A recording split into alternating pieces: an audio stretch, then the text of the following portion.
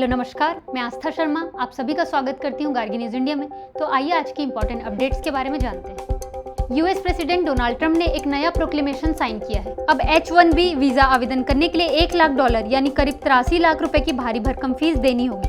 Trump प्रशासन का तर्क है कि इस कदम से सिर्फ वही लोग अमेरिका पहुंच पाएंगे जो वास्तव में अत्यधिक कुशल हो और अमेरिकी कामगारों की नौकरियां उनसे प्रभावित ना हो। सुनने में तो अच्छा लगता है, लेकिन असल सवाल ये है, क्या स्किल का पैमाना अब डॉलर से तय होगा? लोकसभा में विपक्ष के नेता राहुल गांधी ने प्रधानमंत्री नरेंद्र मोदी पर 2024 के आम चुनावों में वोट चोरी का आरोप लगाया है। केरल के वायनाड में मीडिया से बातचीत करते वक्त राहुल गांधी ने कहा कि वे जल्द ही एक हाइड्रोजन बम जैसे सबूत पेश करेंगे, जो देश के नागरिकों के मन से संदेह दूर कर स्थिति की हकीकत को उजागर करेगा। मणिपुर के विष्णुपुर जिले में एयरपोर्ट के पास असम राइफल्स की टुकड़ी पर आतंकी हमला हुआ। इस घात लगाकर किए गए हमले में 2 जवान शहीद हो गए और 5 जवान घायल हुए।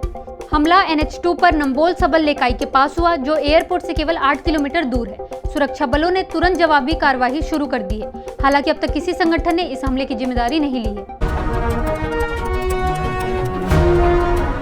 प्रधानमंत्री नरेंद्र मोदी ने गुजरात के भावनगर में समुद्र से समृद्धि कार्यक्रम को संबोधित करते हुए कहा कि आज भारत का कोई बड़ा बाहरी दुश्मन नहीं है, परंतु यदि कोई दुश्मन है तो वह है अन्य देशों पर हमारी निर्भरता।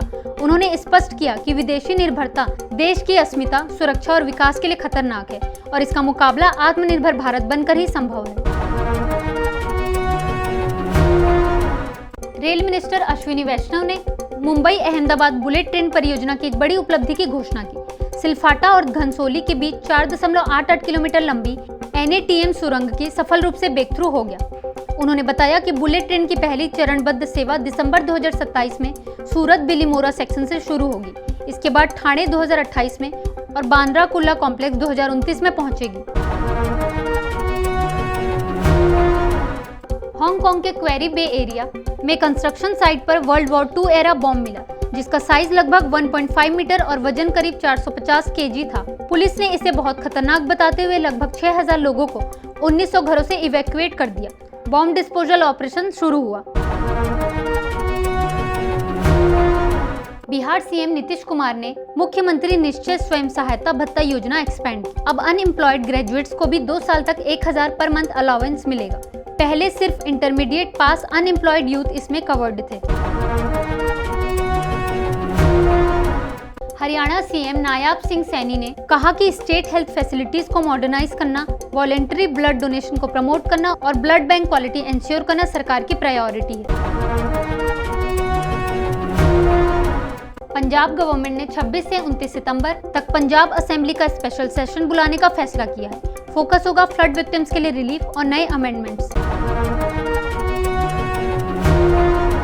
तेलंगाना RTC 7700 से ज्यादा स्पेशल बसेस चलाएंगी बथुकंबा और दशहरा फेस्टिवल्स के लिए। ये सर्विसेज 2 अक्टूबर तक रहेंगी। इसरो चेयरमैन V नारायणन ने बताया कि व्योम मित्र एक AI enabled half humanoid robot December 2025 के एंड तक गगनयान प्रोजेक्ट के अनक्रूड टेस्ट मिशन के साथ फ्लाई करेगा। इलेक्शन कमीशन ने 474 रजिस्टर्ड अनरिकॉग्नाइज्ड पॉलिटिकल पार्टीज को डिलिस्ट कर दिया, क्योंकि पिछले 6 साल से उन्होंने कोई इलेक्शन कंटेस्ट नहीं किया। IIT कानपुर और वियतनाम नेशनल यूनिवर्सिटी ने MOU साइन किया AI in health care, education, smart cities और ड्रोन टेक पर कोलैबोरेशन के लिए। IMF हेड क्रिस्टलिना जॉर्जीवा ने डेनियल कैट्स को 6 अक्टूबर 2025 से प्रभावी FDMD के रूप में नियुक्त करने का प्रस्ताव दिया है। यह नियुक्ति IMF के कार्यकारी बोर्ड की मंजूरी के अधीन है। कांतारा मूवी का धमाका एक बार फिर से बॉक्स ऑफिस पर होने वाला है। जल्द सिनेमा घरों में रिलीज होने जा रही इस होमले प्रोडक्शन की इस फिल्म से कुछ दिनों पहले दिलजीत दोसांझ जुड़े थे। उनके बाद अब एक और बॉलीवुड सुपरस्टार खास मौके के लिए फिल्म से जुड़ चुके हैं। एक्ट्रेस दीपिका पादुकोण ने ऑफिशियली कल्कि 2898 AD सीक्वल से एग्जिट कर लिया है। वैजंती मूवीज ने कंफर्म किया है कि वो अब इस मेगा साइंटिफिक फ्रेंचाइजी का पार्ट नहीं रहेंगी। बेथ मूनी ने जबरदस्त पारी खेली और 138 रन बनाकर ऑस्ट्रेलिया को विशाल स्कोर तक पहुंचाया। भारत ने आखिरी ओवरों में थोड़ा प्रयास किया, लेकिन 6 विकेट केवल 38 रन पर गिर गए। ऑस्ट्रेलिया ने बड़ा लक्ष्य सेट किया है, जिसे भारत को हासिल करना अब आसान नहीं होगा। टीम इंडिया को इस चुनौतीपूर्ण चेंज के लिए अपने सभी सितारों को आगाज करना होगा। एशिया कप में ओमान के खिलाफ भारत ने एक शॉक अपसेट से बचकर जीत हासिल की। इस जीत के बाद सूर्य कुमार यादव ने मैच को लेकर सिर्फ सकारात्मक और अच्छी बातें ही साझा की।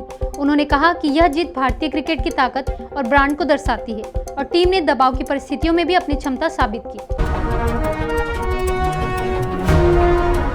ये थी आज की बड़ी खबरें। देखते रहिए गार्गी न्यूज इंडिया। मैं आस्था शर्मा आपसे फिर मिलती हूँ। धन्यवाद।